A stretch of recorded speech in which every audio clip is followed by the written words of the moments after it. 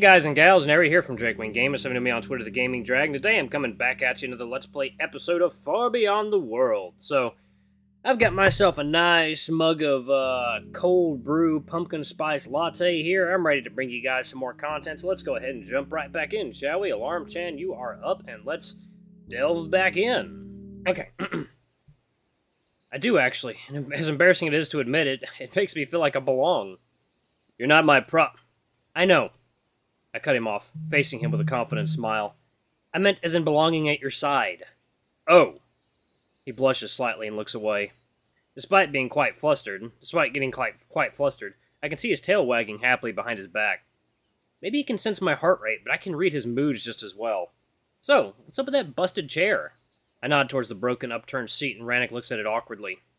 Oh, that. I meant to fix it, but quickly realized it wasn't sturdy enough. Might as well use it as firewood now. Those are claw marks. I grimace, pointing to the obvious signs of violence. Yeah, a token of one of Vul's many tantrums. He hurled it at me when Verissa stayed the night. He thought that we...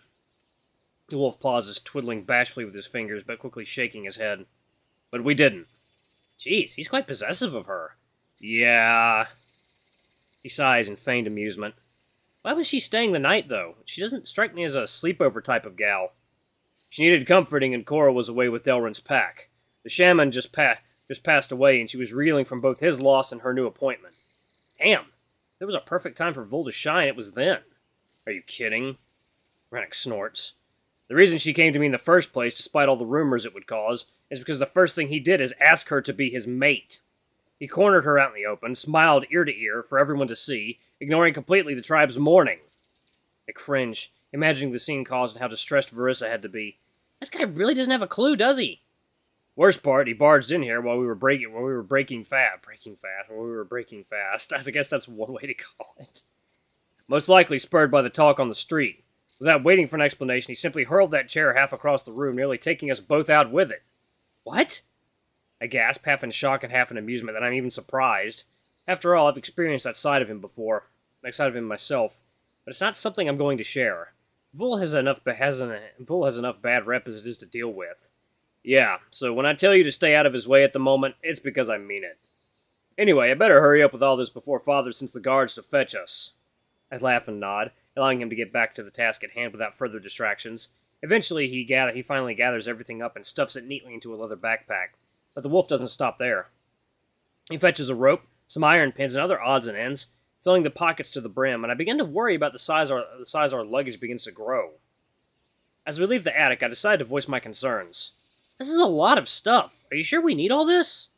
My voice conveys doubt as I take hold of the burgeoning backpack he passes to me from above. I struggle to place it down on the ground, causing the dangling metal pan and pot to clang merrily together. That's just the bedding and the tent cloth. What about this, then? I point to the hanging cooking utensils, and the wolf shrugs. We need those. It's going to be a long trek, and we must eat well. I'm not sure I'll be able to carry all this. You'll have to. The wolf states plainly through a coy smile, as he closes the attic door and slides down the ladder, landing on the ground with a dusty oof. Because what I'll be carrying, you'll definitely won't be able to lift. Okay, I mutter, intrigued by his comment. Come on. Come, let's get some quick grub. Get ready and head for the villa. I nod reluctantly, trying to pick up the overloaded bag. I slump it over my shoulder and simply carry it, trying to catch up to the wolf. 1 second, guys. Let me have a sip of my coffee, please. A little bit of a midday pick-me-up. Once we're inside, Ranok starts up the fire and cooks us up a solid breakfast, just like he did on my first day here. We need our strength for the road, so eat up. None of that I'm full nonsense. He teases, mimicking my manner of speech as he places down the loaded plates. Despite eating well the previous night, for some reason I feel quite hungry, and I dig in with little to no objections. We enjoy our breakfast together, with me trying to prod him for additional information every now and then, but he dismisses all attempts with simple you will see. It's clear he's as eager and excited to show me around as I am eager and excited to finally see the world outside this village. Not that it didn't grow on me. Here, in this cottage, listening to gentle wind and crackling fire, nestled in the delectable smell of bacon and eggs, I feel truly at home. Halfway through our meal, a knock comes to the door and Ranok rushes to open them. That must be Verissa, he mutters, wiping his muzzle clean of egg yolk and pulling on the door handle. I don't have long, she states plainly, walking in and placing her bag onto the table with a soft thud. Got the stuff you asked for, a vial of honey and a ginger root in case he gets a fever. I watch as she deposits aforementioned items onto the wooden top with a risen brow. Me? Either of you. She corrects herself awkwardly. But considering your lack of fur, my money's on you getting ill. I also have elderflower and coriander for pain relief and inflammation, as well as lichen salve for any open wounds. It's a lot of stuff you've brought us. I flash my brows, returning to my meal. Better safe than sorry, I say. I guess. I appreciate their protectiveness, so I won't argue, but this feels slightly over the top. If you end up using the ginger root, I expect you to buy it back at the market once you get to Strandbard. This stuff isn't exactly common, or cheap. Of course. You both reek of lavender, quite potently, might I add. She says with an odd suspicion in her voice, narrowing her eyes as if demanding an explanation. Someone came into my house and peppered it with dried florets, stinking up the whole place. I didn't have time to clear out, so we ended up smelling like perfumed pounces. Perfumed pounces. Ranok beats me to it, causing Verissa to raise her brow even higher. Funny you should say that. Someone raided my cottage as well. Her voice is somber, and she looks around in deep concern. They stole a bunch of stuff. My entire lavender supply with it. Why would someone steal your lavender, only to dump it into our place? Good question. The female nods, gazing at Ranok expectantly. Did they take anything? Not that I could tell. And I assume you couldn't identify them by scent, either. Not over this damn smell. My wolf nearly growls, and she nods in fearful agreement. That's what I thought. Lavender is a potent fragrance, good for masking scent. At least you slept well. Wait, what do you mean? That last part caught me off guard. Lavender is a medicinal herb. It calms and relaxes. That's why I added it to your soap. You're a bundle of nerves. If you spend a night surrounded by its scent, it will send you into a deep, undisturbed sleep. I often use it myself to enter a meditative state. You don't say. I mutter, increasingly convinced that yesterday's break-in wasn't as innocent as I initially thought. Was Andalt really responsible for my nightly trip? The idea did cross my mind, but that would mean he's in league with the Whispers, or worse yet, he's the Whispers himself. Then again, Lavender was a key of my escape from that nightmare realm, so was it all just a coincidence? Or is he just this incompetent? I wrestled with those questions, only to be brought back to here and now by Verissa's gentle paw landing on my shoulder. Is everything all right? I think so, just a bit spooked that two people had their houses broken into. Ranok tells me it's not a common occurrence around here. Not at all. Defiling someone's den is a grievous transgression. Wolves are banished for less. I think it's Tano trying to fuck with me. 1 second, guys. Let me have a little sip of my coffee. Oh, that hits the spot. Alright. No. Versa shakes her head softly and almost audibly agree with her. Say what you will, but Tano respects your boundaries, and he would never ignore the sanctity of a shaman's household. This here is a work of an unhinged wolf with a death wish on his head. You mean to say it's Andalt? She closes her eyes and nods solemnly. Why would he start shit with me? He knows I have no patience for games. Might be because Orien stays with you. I honestly don't know what's going on with him. You think you and Tano have bad blood? I never spoke to that wolf after his outburst at my anointment. I saw him once observing me from a distance. I decided to pitch in. No need to live in uncertainty, and we can all collaborate our stories. I also know that he was snooping around the cottage a few nights back when you were away. How do you know? I just do. I shrug. With what Verissa said, I grow more and more confident that Tano is being honest with me, at least to a point. I'm not about to break his confidence. That bastard! Ranok growls nastily, squeezing his fists in anger. What game is he playing at? I wouldn't know, but I also wouldn't join it either. The female places her comforting paws on both of our chests. Andalt is a few peas short of a stew. We have more important things to deal with than his misguided antics. But if he broke into our homes... But he continues to sneer, but the female cuts him off. So what of it? He stole some herbs and made your house smell nice. She rolls her eyes, splaying her arms in clear annoyance. Look, I have wounded to tend to, and I must prepare for the howl on top of that. I'm to lead the ceremonies, which, considering my lack of training, is a lot of responsibility for someone my age. Her voice carries an obvious strain, and Ranok looks at her worriedly, causing the female to sigh and give him a soft, encouraging smile in turn. I'm sorry, please. I didn't mean it like that. I can manage. But we all have our responsibilities to tend to. You need to get to Strandbard and secure supplies. She falls silent, grasping at her elbow with one paw and reluctantly looking to the side. I'm working with weeds here. I had to patch them up on mushrooms and moonshine. We need real medicine. The female stresses, facing my wolf with determination. We need salves and potions from the Tiggery apothecaries. The old man left our stocks dangerously low on anything even remotely useful. I was this close to amputating Inaya's arm. Thankfully, it didn't come to that, as she's a stubborn little bitch. Versa smiles teasingly, almost as if trying to encourage herself as much as us. But she cracked her fang while biting on a leather strap as I was setting her bones back in place. I can't work under these conditions. If there is a war coming, I'll be as useful as the tribe in healing capacity as Volgar is. In fact, I almost considered sinning for him yesterday. She cringes, obviously not at the idea of him aiding her, but at what he would aid her in.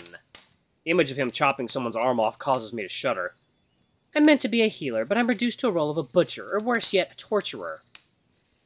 That's why I don't think a grief-stricken wolf skulking in the woods is our primary concern. You're right, as usual. Ranok responds almost begrudgingly, and I smile. It still doesn't sit right with me. If Andalt becomes unpredictable. He's a problem for another day. I still hope he'll come around. We all do. I can't imagine what Tybalt must be going through. The wolf sighs and takes a deep chug of beer. As the saying goes, sow your seed far and wide, lest you end up empty-handed. That is, if you intend to have pups. She darts her gaze towards me, but I don't think Ranok noticed. He only laughs, rubbing the back of his neck awkwardly. Of course I do, but that is a problem for another day. Smooth save, I think. Anyway, as I said, I can't stay for long. I wish you both a safe journey. The female comes closer and places her paws on our chests once again. The moon goddess watches over you. Both of you. She says that more in a form of a blessing, which I assume it is. As she walks towards the door, she comes to a stop and looks back towards us with a rather troubled gaze. I know this must be hard for you, but you'll find a way. She says reluctantly, and I look to Ranok, whose entire expression has shifted. He's serious and solemn. I know how to get there. I've traveled that path once before. Indeed. The female narrows her brows and gives a nervous tail flick before stepping out. You'll be fine, Orien. What was that about? I ask, rather taken by that ominous exchange. She's always doubting my ability, treating me as if I were a pup. His voice sounds very sour, and I almost want to pat him in sympathy. I doubt that's true. She just worries. Well, encouragement would have been better than nagging. What? She said what she said was technically an encouragement. Then why didn't it feel like it? Relax, Mr. Grumpy Pants. It's your hunger talking. Have a Snickers bar. Ranok, you're not you when you're hungry. I smile softly, nodding towards our unfinished breakfast. I'm not entirely sure what else to tell him, but before I make up my mind, he's back to digging at his meal. I decide not to interrupt him. His mood is rather testy, and we should be leaving shortly anyway. I'm slightly troubled by Verissa's behavior near the end, though. There was something off about the way she looked at me, almost as if she was sad.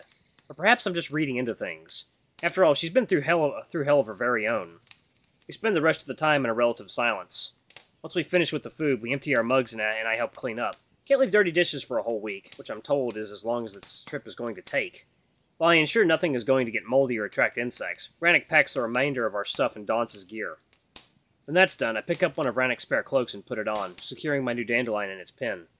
It does clash a bit with the new dress, but it will protect my skin from bruising against the leather straps of the backpack. Now I look like a fancy hobbit. I require the wolf's help to put on the backpack, grunting audibly when he lets it rest freely on my shoulders. You'll get used to it. Not a comforting thought, if I'm to be honest. It is time we get some muscle on those bones. He winks coyly and opens the door. He invites me to go outside with a gracious paw wave, and I take one last look across the cottage. I'll miss this place, that's for sure. But my mood is lifted by a simple thought that it'll be a journey there and back again. It's a dangerous business, my dear Frodo, going out the door. I mused playfully, walking through the doorframe and causing Ranok to blink. Frodo? You step onto the road, and if you don't keep your feet, there's no telling where you might be swept off to. I didn't realize you had a poetic bent. He chuckles while closing the door behind him, and I shrug with a soft smile. But do you have time to learn more about each other on the open road? Heh, very true. The wolf nods, and we set off towards the villa, where we're to pick up our instructions on the last piece of luggage. I wonder what that last piece of luggage is. We barely left the village, and I can already feel the straps dig into my flesh. The backpack sits heavily, pushing me much harder into the road. My feet are killing me, but the dress is my main concern. With the way the straps brush tightly against my skin, I worry it might tear. Do you think it's a good idea for me to travel like this? I pull at the rim of my dress with a rather troubled expression. It might be comfortable, but I'm not sure if it's durable enough. Are you kidding? The wolf snorts. It's silk. I don't think there's a more durable cloth out there. Besides, it's not like we have any other options. I'm not about to enter a Tiggery town with a ragged human in tow. Yeah, that would not be a good look for us, would it? Speaking of being ragged, do you think I could get some shoes for the journey? I stop for a moment and wiggle my left foot in jest. I can hardly imagine walking a few days straight barefoot. What shoes? Yet again, the wolf throws me off with, in hindsight, an obvious question. Oh. How would he know what shoes even are? Well, it's sort of clothing you put on your feet. Whatever for. To protect them from injury. There's lots of sticks and pebbles on the ground. I yelp uncomfortably as I step onto one such unlucky stone, causing the wolf to snort. Vol's right. You really are a flower. Wolves have been walking barepawed without injuring their pads since the awakening. You just need to step carefully and softly. He tries to lighten his tone so that his comment doesn't come across as chastising, but it's hard not to take it as such. Besides, with your paws covered, how would you even feel the vibrations of the ground? It's quite important for alertness. I wouldn't, because I don't. I'm not a wolf. I mumble in slight offense. I get that despite him being humanoid, our point of reference couldn't be more alien to one another, but I don't think I'm being unreasonable. Perhaps I could get some thick cloth to wrap my feet in? This time it's he who stops, giving me a rather startled look. I'm telling you, it's better than me cutting my feet on something and having you carry me the rest of the way. This little threat seems to have done the trick, and he simply nods in reluctant concession. Humans are curious creatures, aren't they? He shakes his head, but his voice carries both amusement and a twinge of awe, empowered by his loveful gaze and a gentle tail swish. Well, you would know best. I try to contain a blush and get us on the move again. It doesn't take long to arrive at the fork where the side path leads towards the villa. We pass between the columns, and soon enough we're greeted by the meticulously maintained garden. It's no surprise I can see Bramble and Leaf scurry about, with the female bunny giving me suspicious gazes as she cuts into the hedge with her scissors. I notice a particularly unruly branch she's measuring, but once she's set to cut it, she diverts her eyes to me. Chomp, and the imperfection is gone. Her intensive gaze and satisfaction on the muzzle leave no doubt she's imagining my head to be set twig. I cringe, moving ever so slightly closer to my wolf. He pays the bunnies no mind and leads us through the porticus, deep into the shade of the atrium. Again, I can't help but gawk open-mouthed at the magnificence of this room. I have to say, I love this spot so much, I add her quietly, drawing his approving smile. It's so peaceful, and the light dances beautifully on the water's surface. Yeah, I like it too. I used to play here with wooden boats as a pup, imagining the pool to be Lake Tremolin. His soft gaze ventures to the water, and he disturbs its surface with his paw, causing the nearby water lilies to bounce merrily. I also used to come to think and rest here. It's a good room, but often quite messy. Quite busy. He turns back towards the gardens. This being the entrance and all. Alright guys, I'm gonna pause it right here. Thank you all so much for watching. Don't forget to like, comment, subscribe, ring that notification bell of a super thanks, or a tip if you can, it always helps. Until the next video, I love you all. I'll see you next time. Bye-bye!